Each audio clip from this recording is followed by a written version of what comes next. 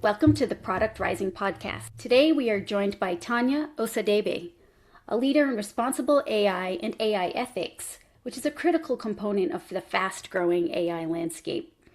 Tonia has more than 10 years of experience building and scaling responsible, high-impact products at the intersection of AI and society. As a product leader with OpenAI, she works on safety systems and leads product efforts for safety tooling, helping teams and developers apply safeguards and build safer AI experiences. Previously, Tonia served in similar roles at Google and YouTube. Tonia brings technical fluency, systems thinking, and a deep commitment to accountability and long-term impact to her roles. In our discussion, we will explore what responsible AI work actually looks like in practice, why it is increasingly critical, and how product leaders can engage meaningfully as the field evolves. Welcome, Tonia. How are you today? I'm doing well. What an intro. I'm feeling good. We're so grateful to have you. There are not very many people who have so much experience in this area. It's a field that seems to be growing not only in terms of importance, but also in terms of just calling it out and naming it within organizations. So we're thrilled to have you. Thank you so much for being here. I would like to start by asking, what is it that somebody in this role does? The summary of my role is I help people build safer AI experiences.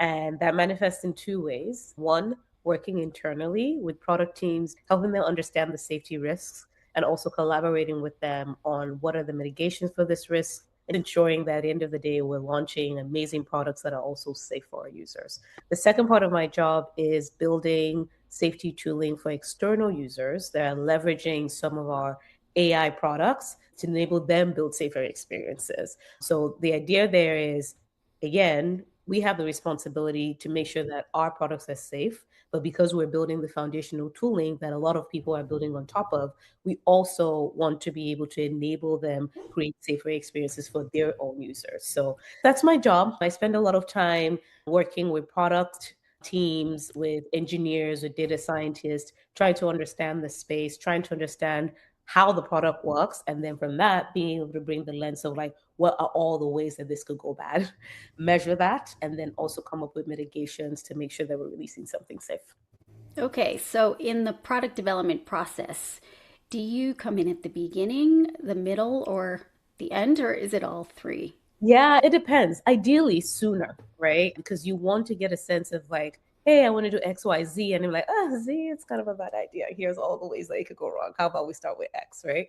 So the sooner the better is always best, but it really depends on the project. There's some projects that are not as risky. Hey, pull us in towards the end when you're ready, and then we can do some quick evaluations so we can launch this. And there's some projects that are like so much this it's such a big foundational change in the way people are using AI that we're paired and brought into the process like from day one. And we're thinking through how the product is built. We're evaluating the entire time, and we need much more lead time to build out what the mitigations need to look like. So, Mm-hmm. long answer to say it depends. Okay, so the decisions that you're influencing, do they Yeah. range from exactly what to build or, you know, whether you should build something all the way to the details of how it's implemented? Like, what's that Yeah. spectrum like? A lot of times it starts from like, hey, with this product, here are all the way that things can go bad, right? So you're starting from like, how do we measure the prevalence of what we're thinking might go bad? And also, how do we measure the severity of what we think could go bad? And then, depending on that, when we start thinking through mitigations, the mitigations might mean this feature actually should not be a thing. Or like, we need to tone down this feature to do XYZ instead. Or the mitigation can be something around policy, right? Like, here's what we'll allow the product to do. The decision making could also come in like, when we do build out the mitigations, like how we build it and what type of collateral damage does the mitigation have? Because sometimes when you're thinking about a risk and you kind of over mitigate, there's some other issues that then come up that you have to think through. So it ranges from sort of making decisions on like, should we build this? How do we build this? And what are the additional guardrails that we need to build on top of this for it to be a safe experience for our users. Okay, and so when you say mitigations, what I guess is the standard? Are you trying to eliminate a risk, or are you just trying to reduce that risk? And what can be done to do that? So, I mean, what I always tell folks is you can never get it to zero. So it's always reduced. And you can also never really anticipate all the risks, right? Like you do your best. We're very creative about brainstorming all the ways that things can go wrong. And so you never get it to zero, and then you're never going to take care of all of the risks, or you're never going to launch essentially. So you have to sort of draw a line where you've done your best to figure out like what are all the ways that you can go wrong to the extent of your imagination and your understanding and your experience, and then start thinking through the mitigations. Now, the solutions can range from actually fine tuning the model itself, like within, like, depending, like if we're talking about AI models today, actually fine tuning the model itself to be able to create a different response versus like the unsafe response that you might be seeing. That's one type, that's one way to mitigate. Another mitigation could be building classifiers like guardrails around the AI model, where if it does sort of generate these like unsafe content, there's a classifier that catches it and is able to say, that wasn't a safe response. And we've seen this in some of our, AI products today where it says like, I cannot respond to that. So that's a type of mitigation. Some other mitigations might be, should we reduce the audience that this is exposed to? Like maybe a product is not safe enough for an audience under 18, for example. So like reducing an audience could be a mitigation. Other types of mitigations are like building policy that you then catch at the tail end. So this is post-launch. So meaning you're able to, after the fact, measure the prevalence of what's going on and be able to reactively be able to respond to if there are unsafe responses in the product. So like there are different places you can sort of intersect and interject and be able to see how you can steer the experience so it's much safer than what it is from that baseline measurement. Okay, so when you're saying policy, it's policy for the product experience itself, Exactly. not necessarily like a government regulation or something like that. Yes, so it's more like what the product should do, what the product shouldn't do, what you should be able to use the product for, what you should not be able to use the product for. So, for example, you could have a policy around users should not be able to do X. And then you build a mitigation that lets you measure after the fact, like if users are doing X, and then you can actually ban that user after the fact. So that's a type of mitigation that you can also build into the product. Of course, we're all out here consuming news every day, and we know that these things are evolving very quickly right before our eyes. So, from your perspective, how critical is this area right now? Why is this no longer nice to have? Yeah, I mean, it's such a different time. It's such a competitive space. Like, I don't think we've been in this space like in tech in a while where it's like Gemini has launched this and it's the best. And then OpenAI the next day it's the best. And Claude the other day and it's Yeah. there's so much pressure, right? There's been so much investment. So there's so much at stake. So there's a lot of temptation to just move fast and break things. And that's why like responsible AI is even more critical because that's sort of like the friction that adds to this entire process. So we're not breaking things that really shouldn't be broken. Because to an extent, there's some things that break and it's okay and we can sort of fix it after the fact. But with the impact that these tools have and the way people are really just integrating this product into their lives, like when we say break things, there's so much more at stake. I think it's critical because friction is the brakes that you need so you don't fly off the cliff. Like you should move fast, but you should move fast in a way that you don't fly off the cliff because flying off the cliff with this technology in this time is really high stakes. Yeah, that's what I would say for that piece. It's even more critical than it was in the past.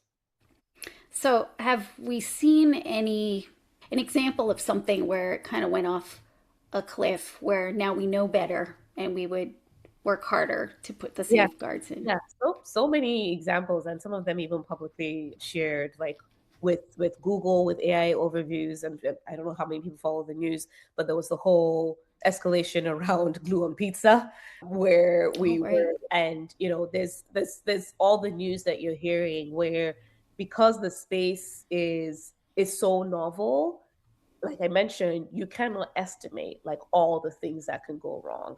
Like with the glue on pizza example, we had thought about like all the way things could go wrong in very sensitive areas like health, like politics and whatnot. But we couldn't have imagined Yeah. that this would be the thing that gets all the attention and then lets people, reduces the trust that people should have in the more critical areas where we had put a lot of guardrails. So it's really one of those, like, as much as you try to be proactive and anticipate all the risk and build what you can, we're always going to be learning. We're always going to be finding out that one edge case that we didn't think about. And I think there's going to be more and more things to come out, especially with AI, because it's this one on one experience, right? Like with social media, we could see when things were going wrong. There was a feed, there were comments, like it was a little bit more obvious when things were going wrong and we could react quickly. But some of this, like AI experiences, is so one on one, it's so hidden that some of the information comes out after the fact. You sort of have to keep shifting gears of like what we thought was important is actually what is not important. And then this is what people now care about. And this is the impact that we're thinking about. And this is the intensity that we're thinking about. So you're constantly trying to shift gears to make sure you're balancing the proactive thinking mitigations and also reacting to the real life impact that this is having to like users that are interacting with your product. Yeah, I totally see that. Are there particular areas that you would call blind spots right now for the industry where we're just starting to understand there's risk in there, but we maybe didn't get that before? What is most concerning for me personal is like the long-term impacts of interacting with these systems. Like we just don't know yet. And you kind of need years of research to be able to measure how reliant some folks are getting on some of these products, the amount of extra time that's being spent on these products.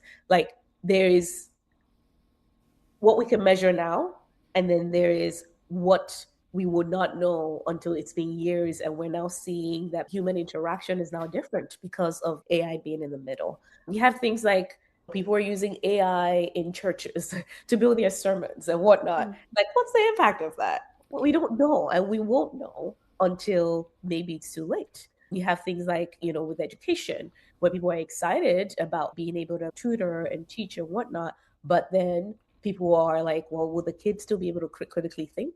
What about cheating? There are all these things that we literally don't know yet, right? Like there's so much benefit. It's easy to see the benefits short term, but the risks and the long term risks, I don't think we have a handle on, and we're not until we have enough time to measure the data. And hopefully we can course correct at that point. Yeah, and so I can tell that from the path that you've taken that this is really important to you. And I'd love to know, how did you originally get interested in this area? Yeah, I'd love to say I've always been interested and I pursued it, but a lot of it was interest and timing. I'm from Nigeria, so I've always been interested in underrepresented users, being able to think about things like bias and fairness, but that's not where my career started. I sort of started as a frontline agent for Google Ads. Essentially, would work with publishers, their ad was not working, and I would troubleshoot. That's where my career started. And through a lot of moving around, I eventually ended up in YouTube as a program manager for emerging markets, which started that journey of like underrepresented users and being able to think about how the products are built for these types of users. And then from there, I moved into program management for ML fairness. And I would say that was like the born of my time in responsible AI, thinking through how some of the YouTube recommendations are ranking content based on the type of content, but also the type of creator. Next, is it more likely to recommend a video from a Black creator versus a white creator, a straight creator versus a creator in the LGBTQ community? And turns out you could measure that stuff and you could actually mitigate that stuff. And that's when my eyes started to open to like, oh, so things like racism and discrimination with computers, there's the nice artifact that you can actually measure it and mitigate it, when it was a much more complicated issue with humans. And I just got fascinated with that space and started to like get deeper and deeper into that space. So there, I started to work on Google image search, where we started to think about diversity in images. The classic CEO a couple of years ago, it would be one type of gender and one type of skin color. And then we started to work with the teams on what does it look like for this to be more representative of like what the world should look like. And so I was in that space for a while. And then Gen AI came along and sort of slapped us in the face.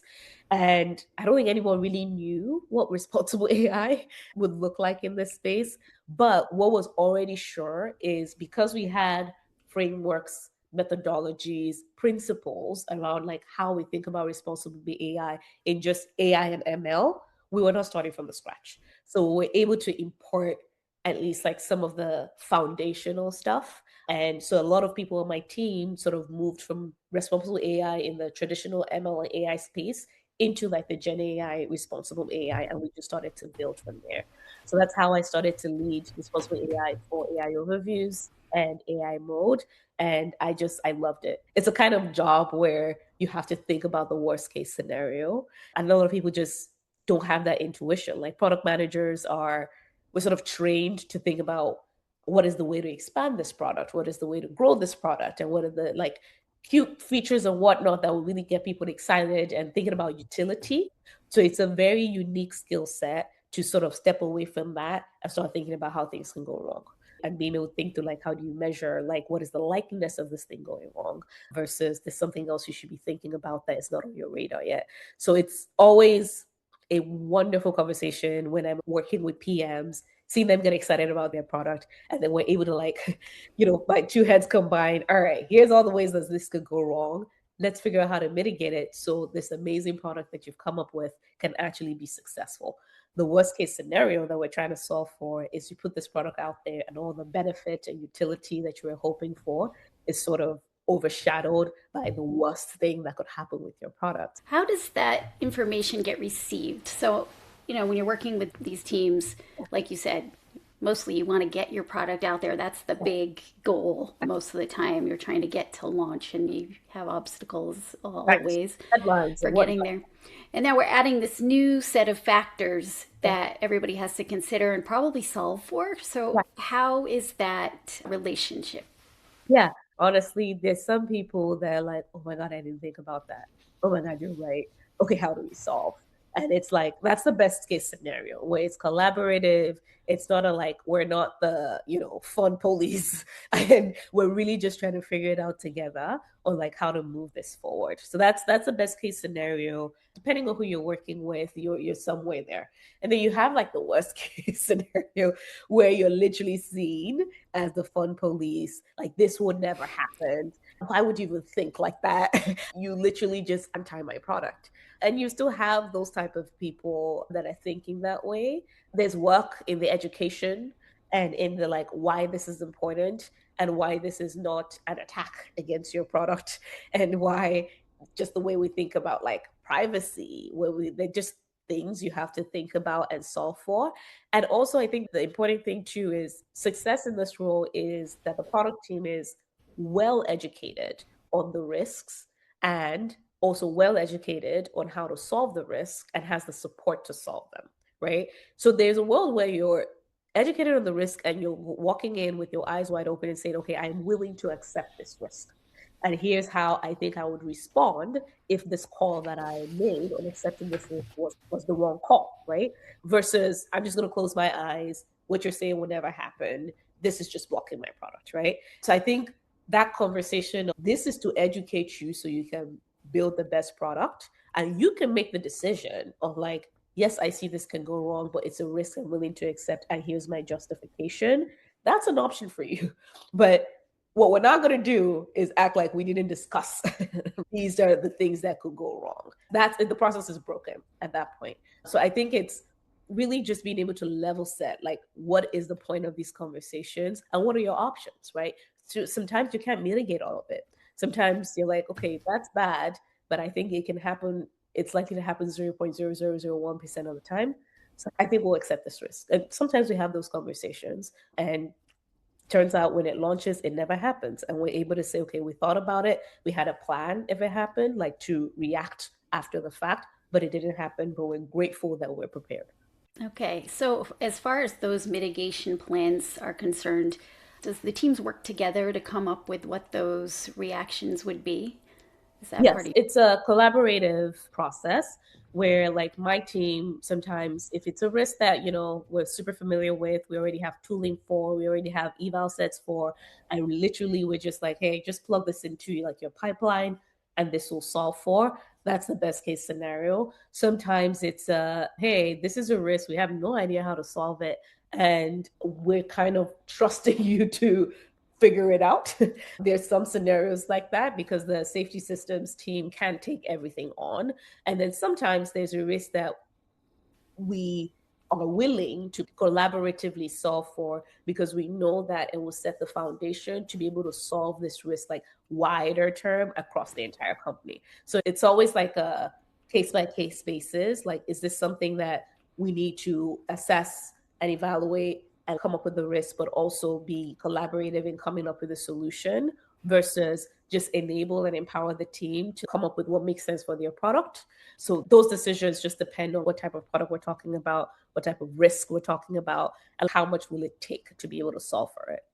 Yeah, okay. So you do have a team that you work with. I think you mentioned this earlier. It's not like you're the only person in the company that is No, doing. no, no. Okay. That's the worst case scenario. So I know companies where you have this one lone Yes.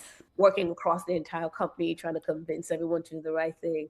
You're not set up for success. You need a product team, you need an engineering team, you need a data science team, you need a team behind you. So it's not just this like advocacy job, it's actually like product behind what you're trying to solve for. I think that's the best setup for people that are taking this space seriously. I was wondering if, from your point of view, is the friction between moving fast and breaking things and maintaining safety, ethics, morality, all of these things in any real sense, how great is that tension? Yeah, I think it depends. Even when it's high, I think it's working as intended. Like that is what the job is supposed to be, where you have a team that is pushing the boundary on how fast to move, how fast to grow, how creative this thing should be, how useful this thing should be. And that is your job. You're thinking about it 100% of the time. And then you have another team that is sort of doing the opposite. And we both coexist for a reason. And it can get emotional and it can get high tension. But I think there's some principles up front that teams can set themselves up for success where it doesn't have to be as emotional. So, for example, I always come in with like, my job is to inform you and so that you're aware. And then we can both decide like how you want to react to the information versus my job here is to block you or my job is to slow you down. That's just like setting the expectations up front. Like, this is what this exercise is for. We want to be able to document, articulate, here's what the risk is, here's our responses, here's whether we won't react to the risk, like just so everyone is aware of like decisions that are made. So that's one thing.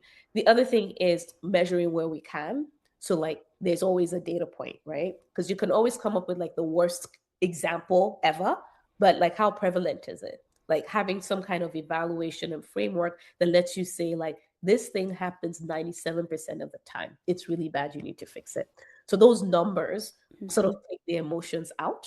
So that always helps. And then in the event where it's like, okay, it happens 97% of the time, but then let's take a look at like what actually happens 97% of the time. What is the severity? Is it high severity? Is it low severity? Is it high severity only 3% of the time? And really the rest is not that bad. So you're sort of combining the prevalence measurements, the numbers, with also like tangible, like real life examples that everyone can stare at.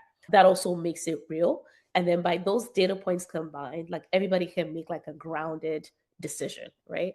And I think the last piece too that also helps is like shared ownership. Because sometimes you have teams that are like, okay, safety, we're just gonna toss it over the fence, y'all figure it out, right? That never works. Where it works is everyone has shared ownership over the entirety of the product, which includes safety. And so we're coming in as experts to enable you and empower you and collaborate with you to make sure your product is safe. We're just sort of like, after the fact, I built this amazing product and I'm handing it over to you to figure it out so I can launch my thing. Okay.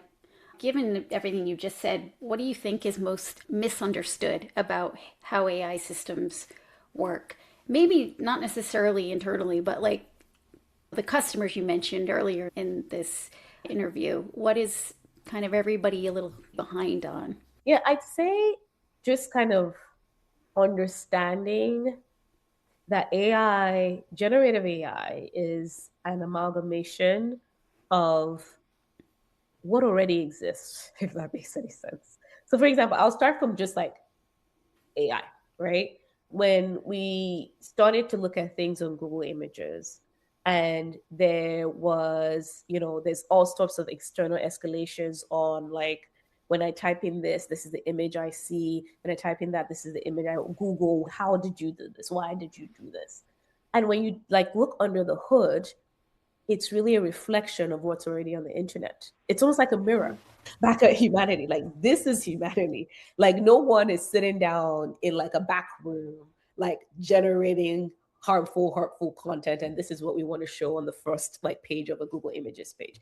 It's a mirror. It's what is already on the internet. So that's, you're sort of working off of the data that already existed. Now you tack on generative AI on that, which is you're curating like all sorts of data across the world, across the internet, and you're feeding it into this thing.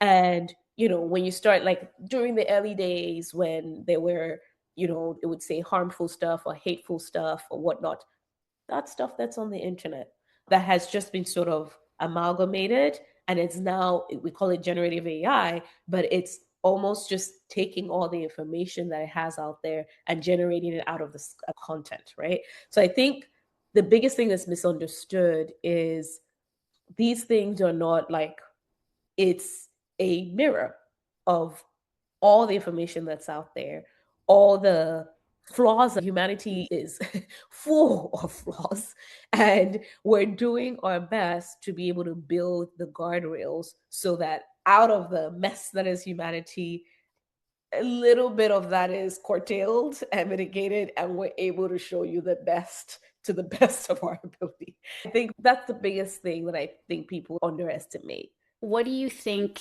is something we should all be excited about and optimistic about with the way AI is changing our world? I'm very excited for the impact it'll have on critical areas like education, empowerment in terms of eliminating poverty, things like health. With AI, you can get really customized information, teaching, tutoring. I'm from Nigeria, and my classroom in high school, we're about almost 100 people in one class. You can imagine the type of attention and education a teacher would be able to give to 100 people at once. Now, fast forward, and each of those students have access to an AI tutor that can get customized tutoring. Like, my brain thinks in pictures, the tools can do that. My brain takes things like more in audio, the tool can do that. It can break things down in ways that one teacher cannot break down for 100 students. So I'm very excited for like how it supplements, not replaces some of these like areas where scaling one human, it was never going to be possible. So that's one. The other thing I'm excited about is what it's already doing in health today. People are getting access to information and understanding their health results in ways they were never able to understand. There are all sorts of stories. Like, I put in my symptoms, and the tool said I should check this and that, or ask my doctor about XYZ.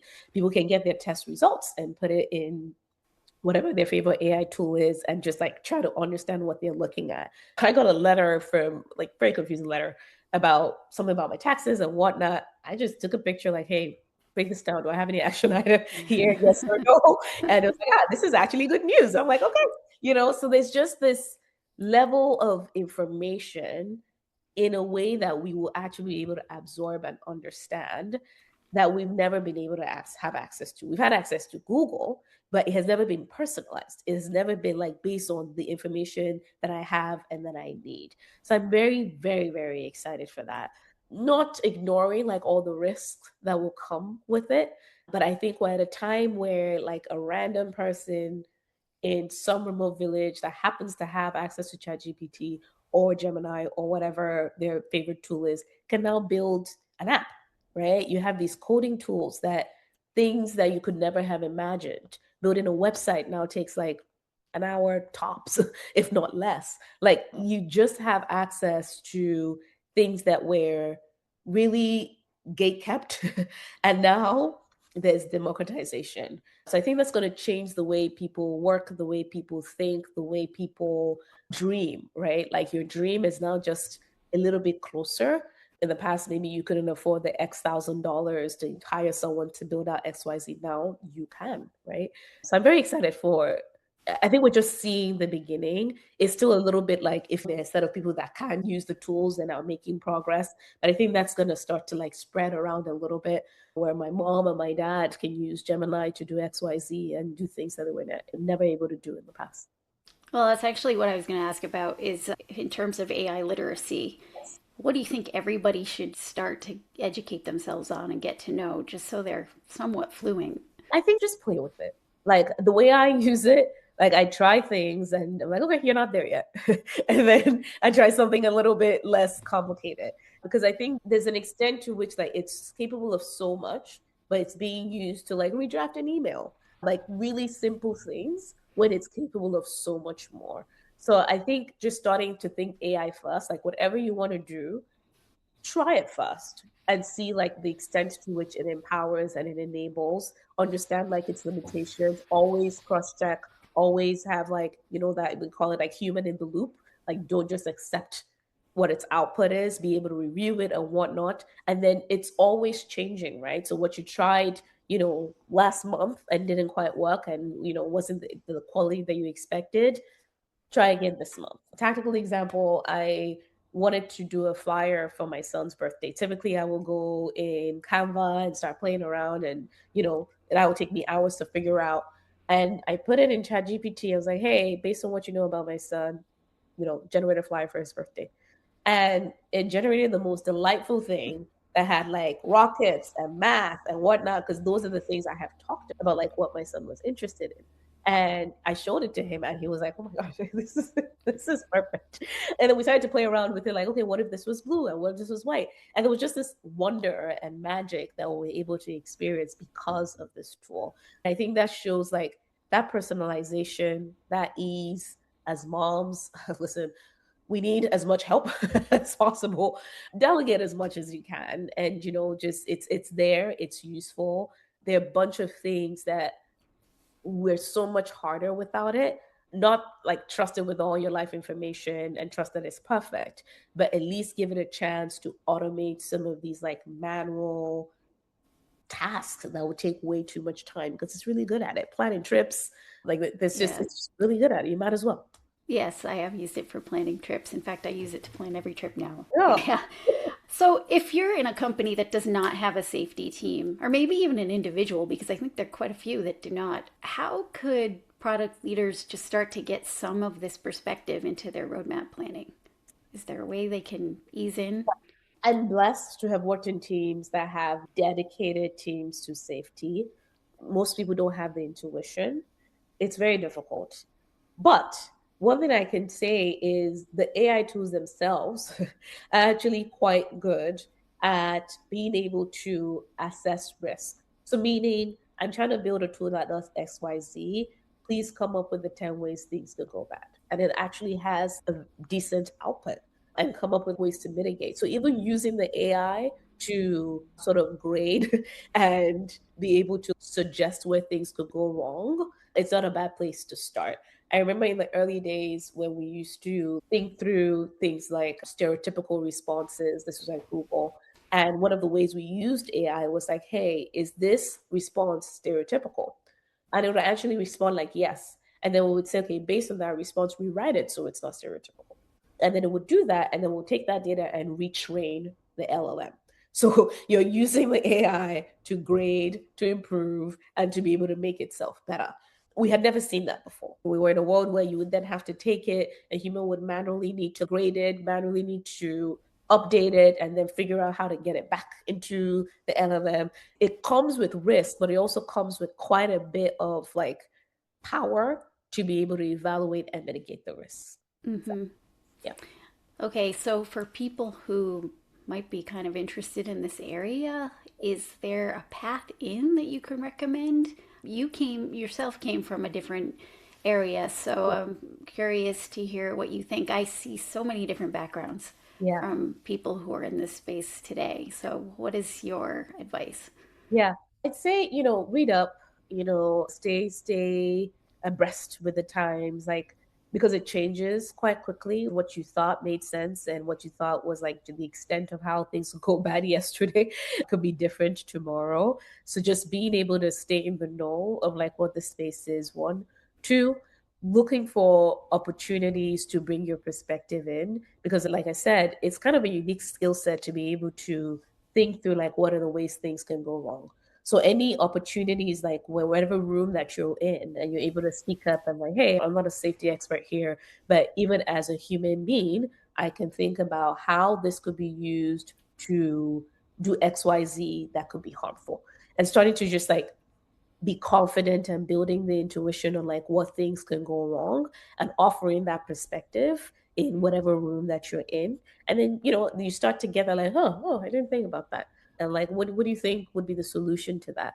So I think it's one of those, you don't need like to go study up and like get technical skill set to be effective or to start to be effective in this area.